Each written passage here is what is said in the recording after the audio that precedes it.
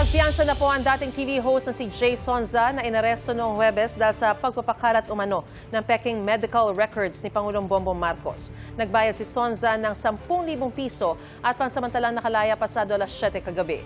Noong arestuhin si Sonza, nakasaad na not bailable ang kanyang kasong unlawful use of means of publication and unlawful utterances.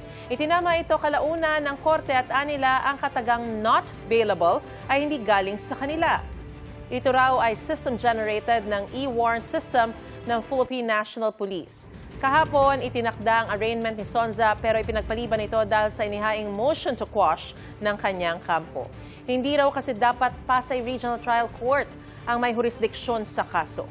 Hindi rin daw dapat ang National Bureau of Investigation ang nagsampa ng kaso. Ayon naman sa NBI, hayaan na lang ang korte na magdesisyon.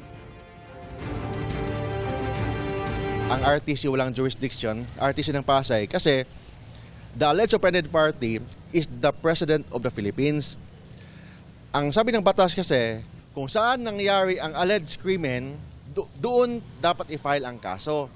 So saan ba nangyari ang nasaktan ang damdamin ng ating presidente? Yung kanyang reputasyon allegedly nasaktan.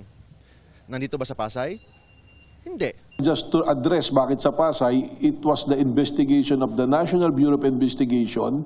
Kami po yung nag-case build-up, kami yung nag-file sa DOJ, and ang opisina po ng NBI ay nasa Pasay.